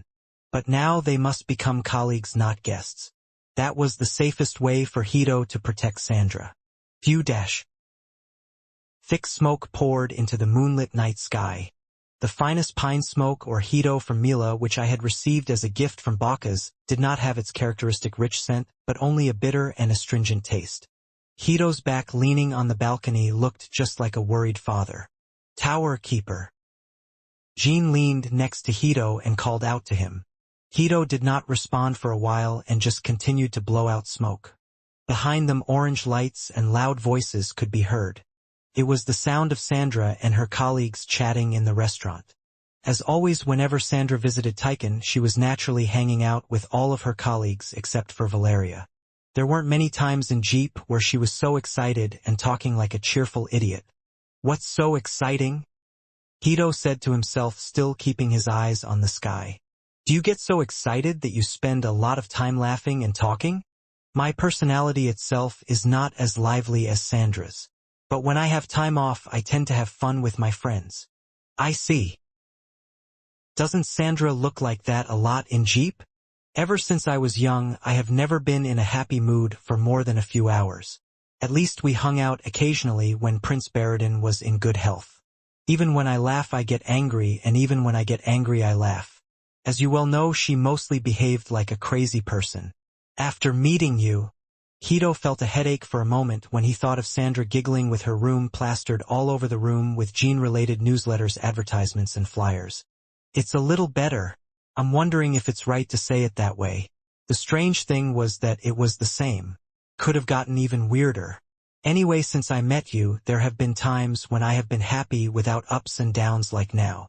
Then joining Tychon would be better for Sandra. If you had seen that room, you wouldn't have said that easily. Room. Pretend you didn't hear. By the way, Tower Keeper. What about you? What do you mean? Have you ever laughed and talked like that? Does not exist. Jean shrugged his shoulders at the quick answer as if there was nothing to worry about. Can a person do that? I just don't have many emotional ups and downs about everything except the lady. I've never had anyone by my side except you, and I've never been lonely since I met you, so it's rather natural for me. Hito's transcendental strength, yet not very high reputation, his past history with Chiron, his relationship with Sandra, etc. Jean has been curious about Hito since they first met him in the Soda Desert. Somehow I had a feeling that my feelings would be relieved after this conversation. Now that I think about it, you're the first person to ask me that since Mississippi. Since we're going to become a family, we need to know each other's personalities. It's one family, so I don't think I've given you a definite answer yet. The night wind blew between the two and disappeared somewhere. Jean gestured to the alcohol and glasses placed next to the ashtray.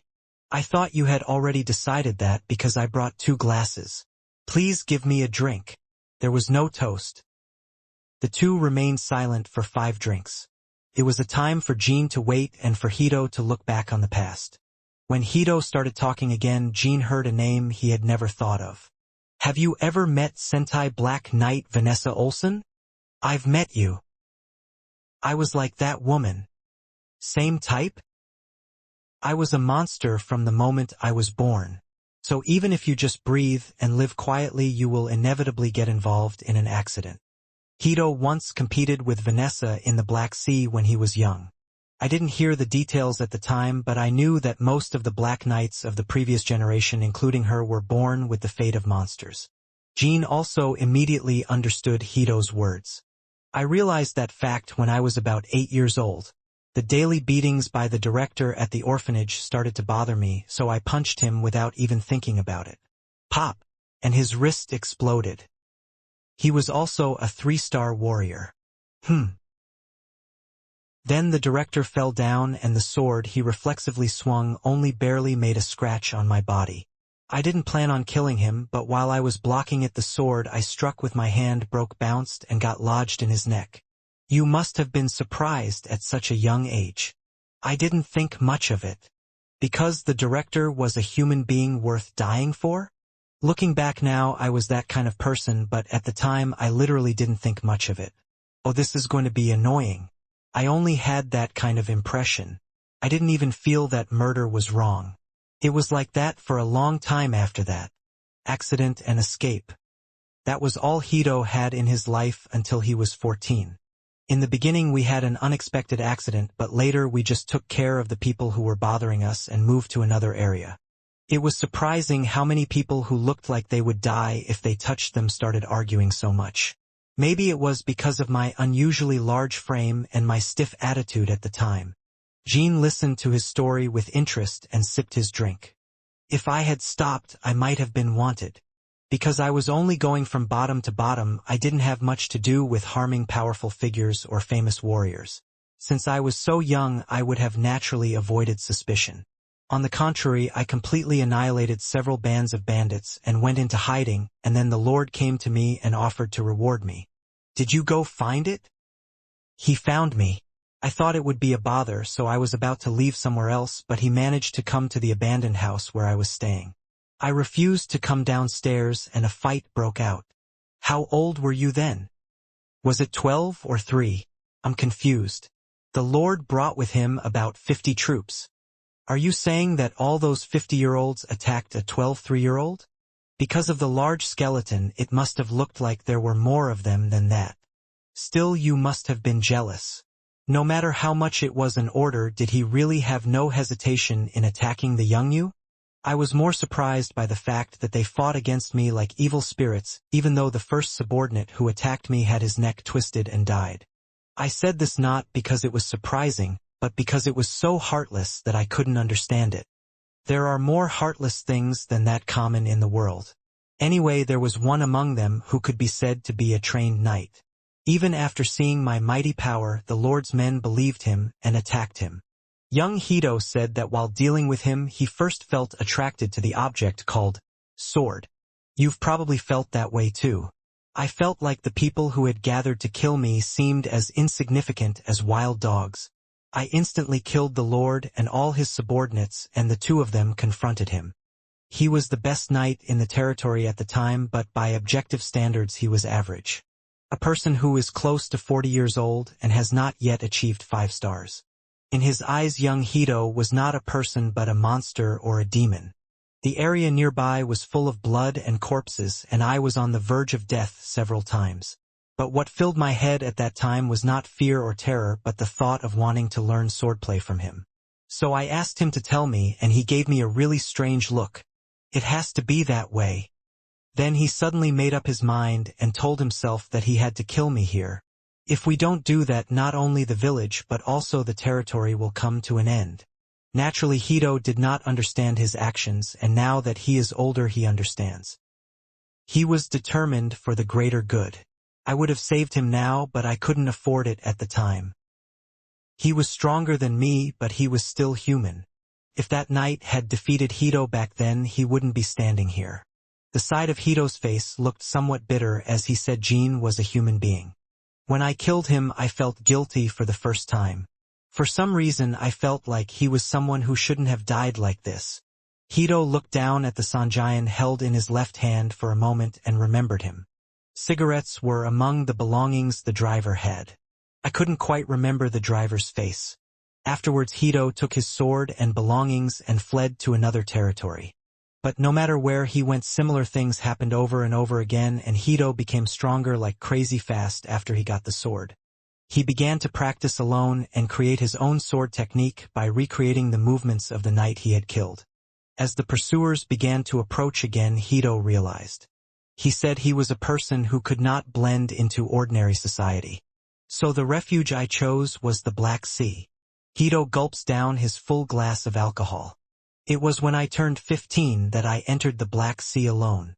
Have you ever thought of asking someone for help? Or visit a samurai family? Do you think I was in a state where I could think with common sense? Hito had never received a proper education, and although his natural body and mind were different from criminals, he was very different. He never learned from anyone how to solve problems using any means other than violence. If someone had told him, he would have tried to find a warrior or someone who could lead him. However, after achieving enlightenment on his own, he just wanted to leave for a place where there were no people. They say the Black Sea has no people and is full of monsters, so I thought it would be a perfect place to practice swordsmanship. From my actual experience, the Black Sea was the perfect escape for me. It didn't matter how many monsters I killed, and every time I killed them I became stronger. Then, is it true that your reputation has not been known because you have been only in the Black Sea ever since? Just as Vanessa Olsen became a knight of Lord Soren too early and became unknown, so am I. I haven't counted exactly, but I've been in the Black Sea for well over 20 years since then. Jean couldn't help but be speechless for a moment. He wasn't the type of person to lie. Regardless of whether such a thing is possible for a man who entered the Black Sea alone at the age of 15 and lived there for over 20 years, because his past life was so harsh. It was at the Black Sea that I met your father, Sir Soren. Father! Jean poured alcohol into his glass and looked at the distant sky. When I thought of the Black Sea expedition consisting of my father, my eldest sister, and the family's strongest squadron of Black Knights, I felt like mud was boiling up inside me. It is no different from the fact that Jean has not left to find the expedition team. The world's best swords and the strongest warriors of modern times set out to find the end of the unexplored Black Sea. Chasing them is next to impossible, and Tychon. No Ince was not in a comfortable enough situation to be okay with his absence. Zed resisted Rose's tyranny and set out to find Soren, and Nameless said he would send manpower to the Black Sea as soon as the matter regarding Yona was resolved.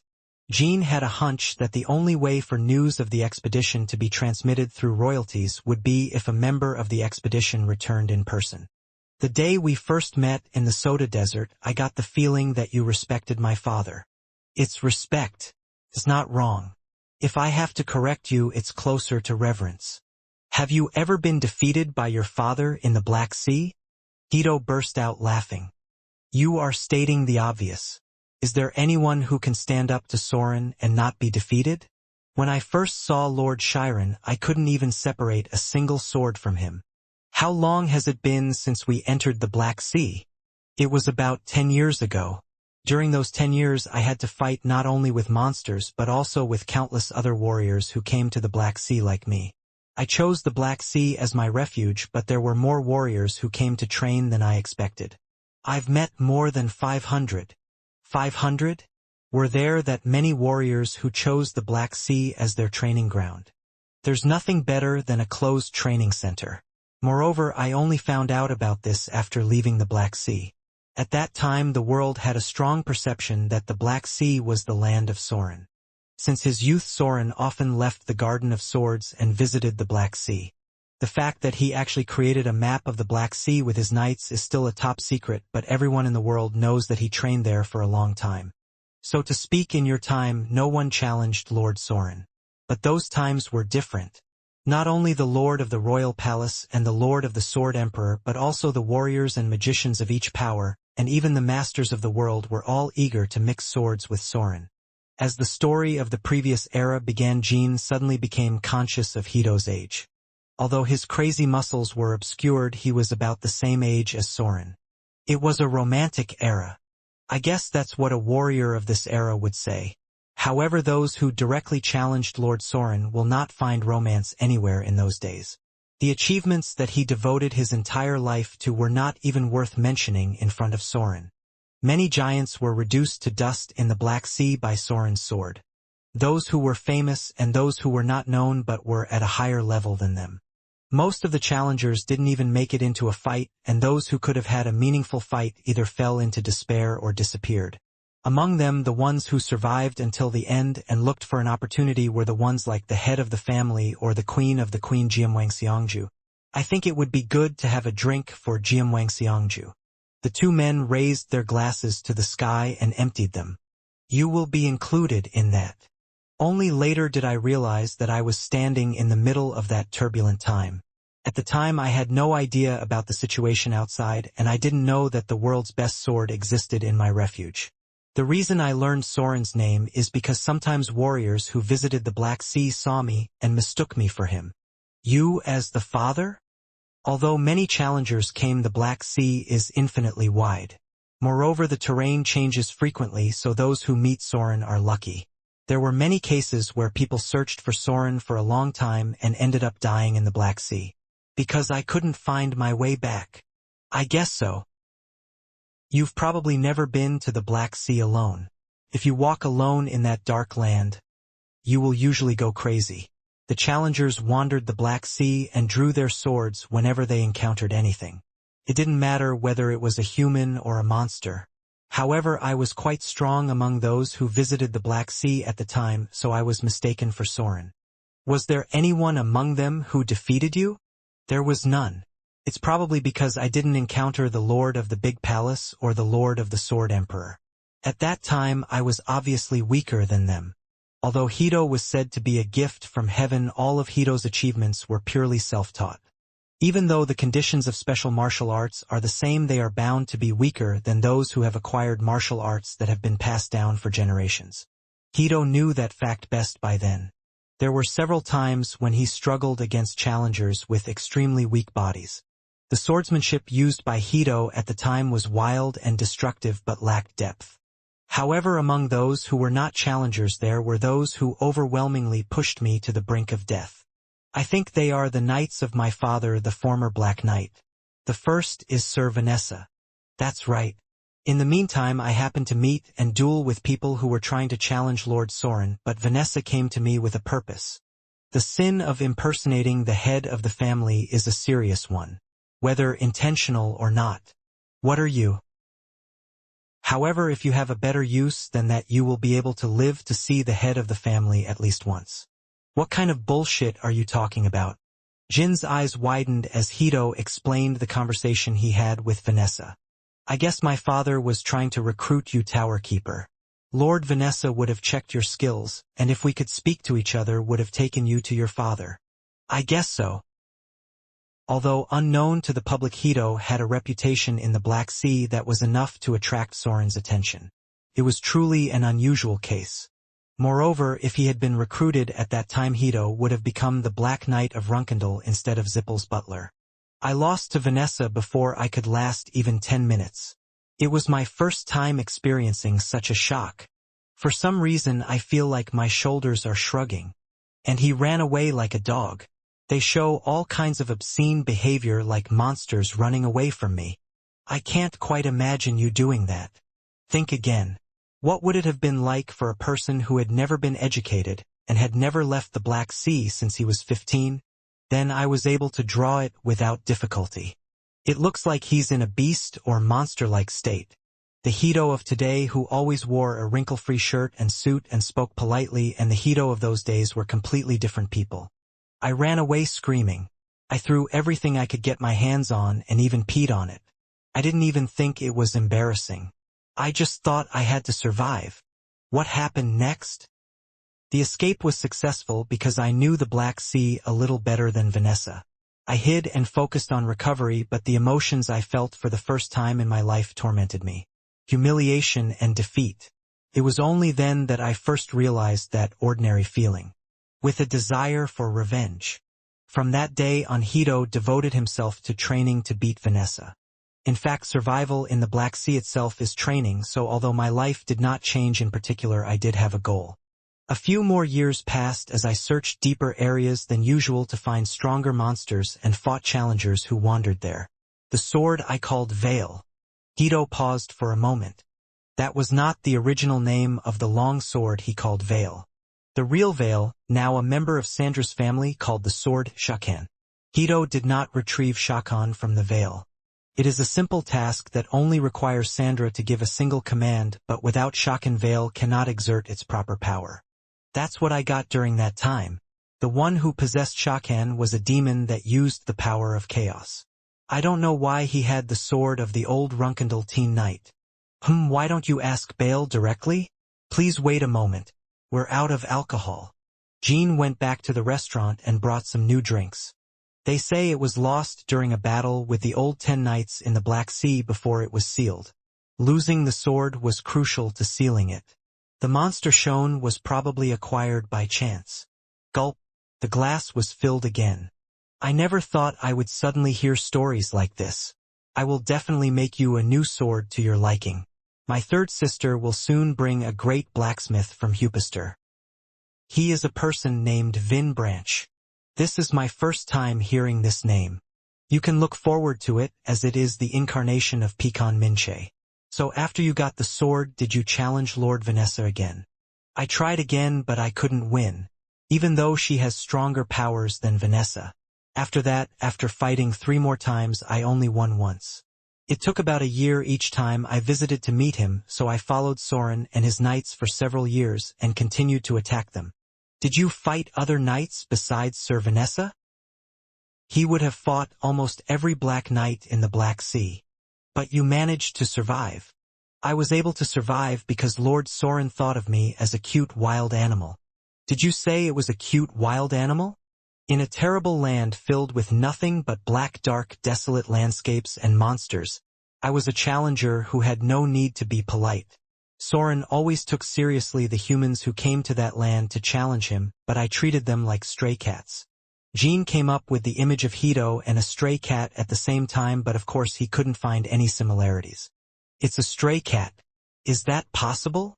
At that time I was already looking at 10 stars based on the sheer size of my power. I don't think Soren, who thought so little of me, died in the Black Sea.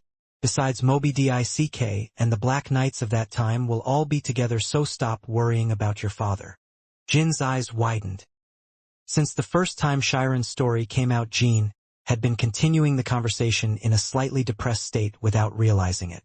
Hito recognized this and was considerate of him. Thank you. But why didn't you become your father's knight back then?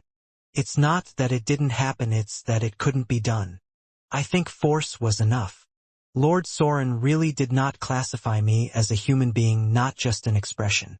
How can someone who is not human become a knight? I don't think it would have been a big deal for your father to capture you and educate you to become a human being. You really don't think your father is a person who is trying to tame someone? How much less animals? That's right. If your father hadn't personally recruited you, the Black Knights wouldn't have tried to appease you any further. I didn't particularly want to be Soren's subordinate either. Rather, I only had a desire to reach the area he had reached, and the stimulation provided by the Black Knights was the greatest. So from that point on, attacking Soren and his knights became the most important part of my daily life. However, it was common to be subdued by multiple people rather than one-on-one anymore. Even if you don't try to recruit them, there's no reason to be too hard on someone you don't want to kill. As you put it well. It was even cute. And when I was subdued, I always ate with the Black Knights at their camp. Even if you tried to run away, they caught you, tied you up, and forced you to eat it. Do you really need to go that far? Was there an order to eat with you if I saw you? If you kill, you kill. What kind of bullshit is this? This is the order of the head of the family. Eat it up. They said so. At that point, Jean was lost in thought for a moment. It made me wonder why on earth Soren had given such an order. For some reason, I wanted to come up with it myself rather than hearing it directly from Hito. I guess you thought the act of sharing a meal would be a good way for you to acquire humanity. Also, it seems like he thought it would help the spirit of the Black Knights. Because the Black Sea is a terrible land. That's my opinion too, 12 Horsemen. It was possible because I was an animal. The two people don't know it, but Hito at the time played a similar role to Ozdak, who is currently part of the expedition team. Hito has been having such moments with Soren's knights for quite some time. We eat together, sit idly by the campfire, and then leave. Sometimes they had conversations, sometimes they attacked and overpowered Hito while he was eating, and sometimes the knights gave Hito advice on swords. They were becoming something like friends. At that point I think it was right to just become Runkendal. How on earth did you end up falling into the jeep and come such a long way? Because it wasn't meant to be. At first it seemed like if things continued like this, Hito would soon be able to blend in with the Black Knights. Both Hito and the Black Knights thought so. There was just a moment like that. I was a beast, Soren, and the knights were men. But in the end we were all becoming monsters. The desire to resemble Soren's sword has gradually faded. The madness was surpassing the motivation. As the Black Knights fought against the Black Sea, Hito was increasingly suffering from an unknown cause of mania. It was the same with Soren. Changxiang's unique evil nature continued to separate him from others, and the meals he used to gather together became less frequent. Soren's command was certainly helpful to those who were drying up, but it was only a reprieve. The place where one cannot survive without abandoning humanity is the Black Sea, and the state where one cannot control one's life without escaping from it is Changxiang. Time and place. The meeting between Hito and Runkendal was not good at all. From the point on when they no longer ate together regardless of who was first, Hito and the knights again raised their swords only to kill each other.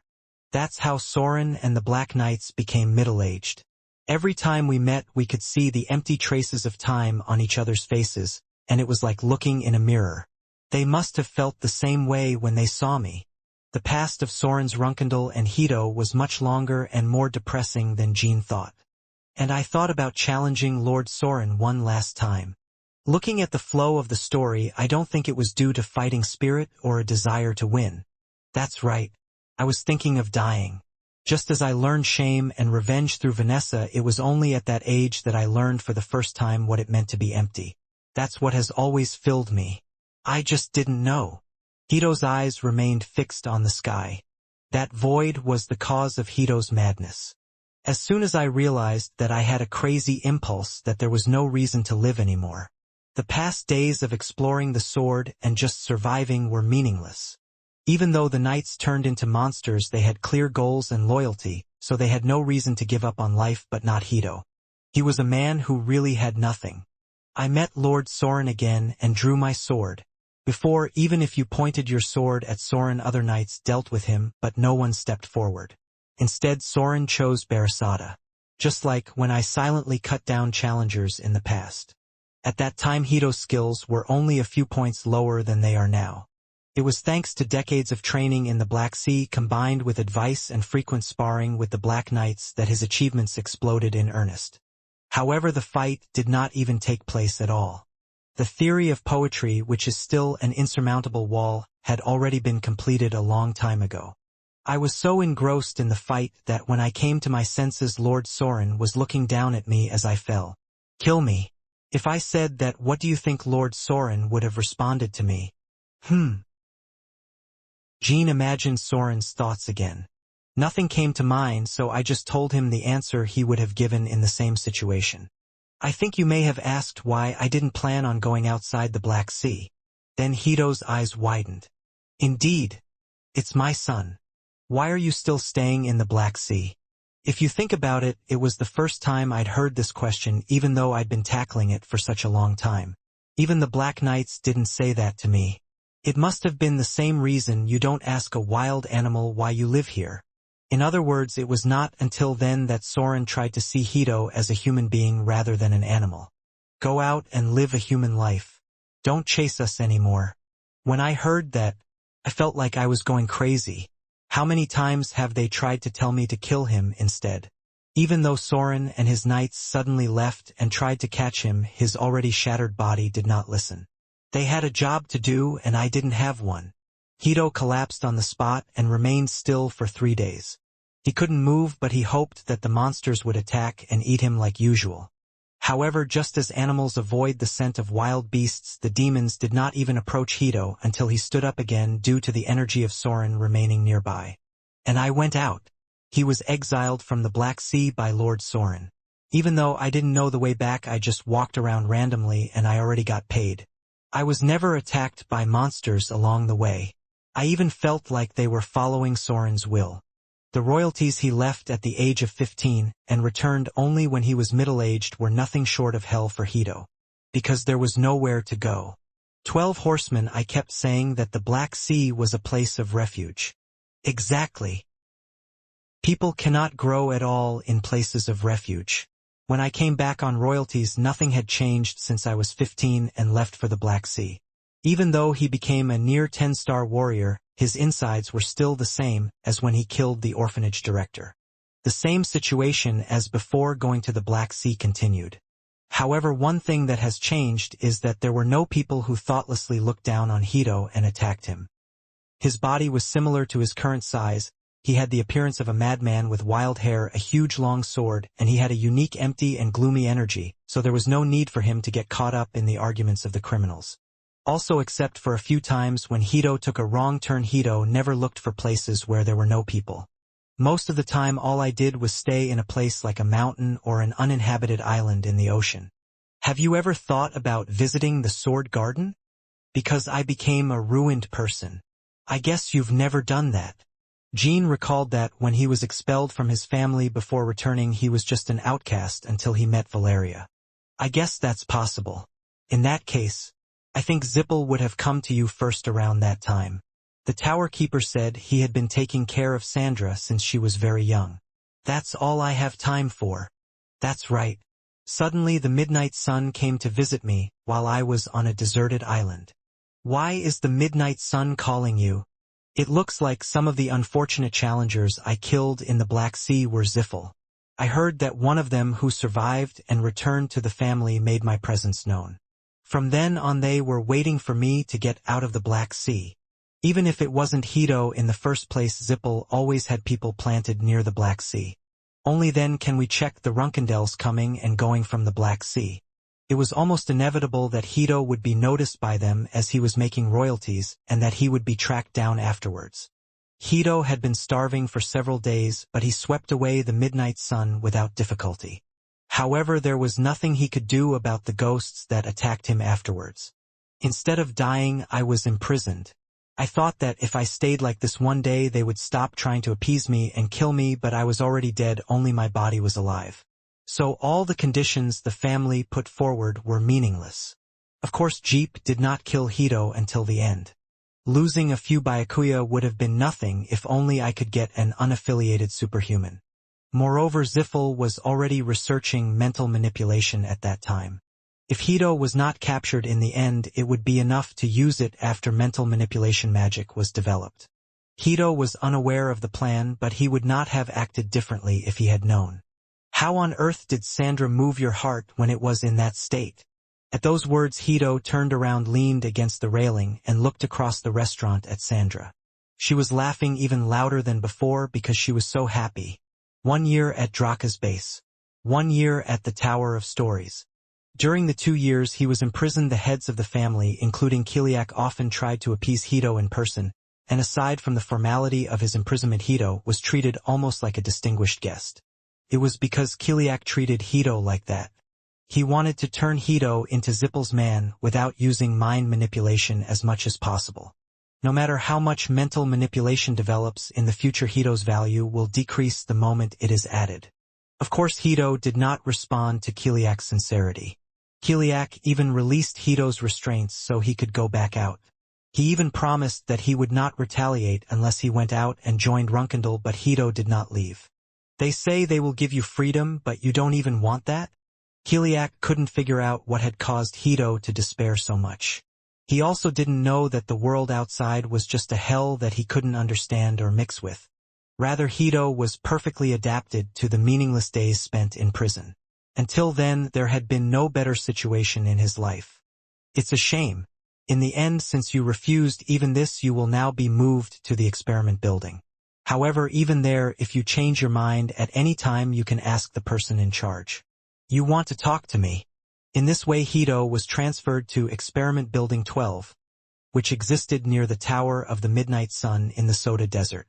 At the time, the general manager of Experiment Building 12 was a person named Un Lee, who was notorious among the test subjects for his torture under the pretext of experimentation.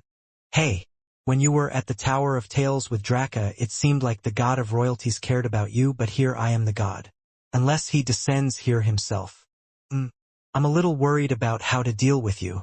Is it okay to do it according to my personality, or should I do it in moderation considering the head of the family? These were the first words I uttered upon seeing Hito. Hito didn't even listen to him. I prefer the latter. Still, it's a test subject that the god of royalties is keeping an eye on, so it's a bit unfair to treat it too carelessly. Let's start with something good and old-fashioned, he said. From that day on, he assaulted Hito every day. It is inherently impossible for a criminal or an unmanned wizard's club strike to injure a superhuman. However, Hito at that time did not have the body he had during his Black Sea days due to his long-term refusal to eat. He looked like a giant with a thin body and even had restraints to reduce his strength, so he was no different from an ordinary well-trained warrior. Hito did not resist even once. There wasn't even a scream. It wasn't that I didn't feel any pain, but there was no need to show any signs of pain. Number 118. You're used to pain, right? Let's see if your mouth doesn't open again today. This time it was typically crazy. He regarded Hito's lack of response as rebellion, and the more he focused on the discomfort that came from it, the more he forgot that Hito was an experiment sent by Kiliak. In other words, he started to deviate from the line he was trying to keep. This time, the intensity of the torture and fasting crippled Hito in an instant. The strong body that had been mercilessly tearing apart the monsters of the Black Sea not long ago, defeating challengers who came to Soren and standing alongside his Black Knights, was completely put to an end. The limbs became like withered trees and did not move, and the body organs that produced auras were permanently damaged and could not function properly. Eventually, the fact that Hito was alive could only be recognized through the babbling that came out of his stiff tongue regardless of his will. Funny enough, when the situation reached that point, he appeared to be overcome with fear. This is crazy. What have I done? Are you really saying it can't be fixed? I'm sorry, Mr. Lee. Number 118 is currently unable to be revived without Numerous's new item. Besides, if things continue like this, you will die soon. You have to report it to your superiors. Report? Report? Who is this bastard trying to fuck? It's you who dies, not number 118. How dare you? As of the present time, you are experiment number 145. This time? Oh no! This time measures were taken to prevent Hito's condition from becoming known to the higher-ups. Those who knew about the torture were demoted to test subjects, and every effort was made to prevent Hito from dying. However, since they brought a person who originally had no will to live to that point, there was no way his condition would improve. It's only a matter of time before the situation becomes known as soon as an audit comes from the higher-ups. This time I was anxious and worried every day. When I first received number 118, I received only one special instruction. If number 118 asks to see the head of the family, listen to it. Since he never did that, isn't it okay to kill him? There would be no problem even if it was reported that someone died during the experiment. There is no fucking way that would happen. The head of the family will personally punish me. It is impossible to prevent Hito's death. In the end, this time, after much deliberation, I chose to shift responsibility to someone else in the experiment building. This is the only test subject in the experiment building that he cannot treat carelessly. Number 109. I'll have to assume that Sandra Ziffel was killed. Test subject number assigned to Sandra 109. At that time, no one in experiment building 12 called Sandra by number. Even though she was an experiment, she was a pure-blooded Zippel, and all the researchers in the experiment building called her young lady and treated her like a superior. Of course, behind such consideration was hatred and ridicule. Just because she was a pure-blooded Jeep, she couldn't be treated carelessly, and she was like an annoying pet in the lab. He keeps wandering around the experiment building without any restrictions and causing accidents, but we can't abuse it like other test subjects. That was Sandra Ziffel number 109 at that time. This time, they said they found me. Did you get any new snacks? Oh lady, are you here? Do you have any snacks? Haha, of course a new snack has arrived. Have you ever heard of sugar? Sugar? It is a powder that tastes very sweet when eaten. Now here. If you just scoop it up like that, it's a vulgar act. Wait, what is vulgar? Well, you don't have to know. And we have new toys available as well. Even toys? Is it my birthday today? Every day is your birthday, miss. However, there is one thing to be careful of. What is it? You can't kill it like the toy I gave you last time. That means you shouldn't twist their neck or stab them with something if they don't listen. Because Sandra had already partially transformed into a biological golem, she possessed incredible strength for a 5-year-old. There was a time when she killed several test subjects due to that power, but it was an accident caused by the researcher's prank rather than her will. Give it a try, Mississippi. Yes, if you don't obey, you'll do it. Sandra followed the words without any hesitation. Although she had an unusual personality, experiment building 12 meant the world to her. From the time her ego was formed, she only saw, heard, and learned in the laboratory building. This time I wanted to take advantage of Sandra's frog-like side. I thought the unique playfulness of children who say not to do something and don't do it when told to do it would be helpful. Remember, lady, you must never hit or kill someone. Just pet them and love them. Love me? What is that? Say it clearly, don't talk like a fool. Stroke their hair, talk to them. Hold back even if they get annoyed. Something like that. Come on, the toy is waiting for you. Let's go. That was Hito and Sandra's first meeting. Hello, number 118? Of course, Hito didn't react and Sandra ended up beating him up from day one. Therefore, he felt that his choice this time was excellent, but the problem was that Hito did not die despite her frequent assaults. Hito actually regained some of his strength. Even so, he couldn't move his body and could only babble and occasionally spit out complete words, but their prediction that he would never recover without Numerus's curse was wrong. Hey, are you dead or alive? If you are dead, if you are alive, please answer me. I always try to hang out with you. Go away. Ugh, I'm pissed. I tear my mouth and twist my neck. No, I hold back. Because I have to love you. But only 2 are correct. No 3. Did you die? I'm breathing. See you tomorrow. Such bizarre days continued. The longer the time went on, the more nervous I became. I beat him to death every day, and it almost feels like number 109 is making fun of me. Number 118 is also more persistent than I thought. When that thought occurred to me, I locked Sandra and Hito in isolation room 118. They planned to open it only after Sandra, unable to overcome the stress of being trapped, murdered Hito. Now number 109 will really put an end to number 118. If that happens, even the higher-ups won't be able to properly investigate. I have never heard a more scandalous story than this Tower Keeper. Jean wanted to ask, why was it that you were able to remain loyal to Jeep until recently, even after going through something like that? However, when he remembered that the person he was loyal to was not Ziffel but Sandra Ziffel, he kept quiet. Everyone has nightmare times. Even now you don't know that those days were a nightmare. Perhaps, if time had continued to pass, the young lady might have ended up killing me as she intended this time. Since Hito is here now, of course this plan failed. This was because just a few days after he and Sandra were quarantined together, Experiment Wing 12 was attacked by Runkendal.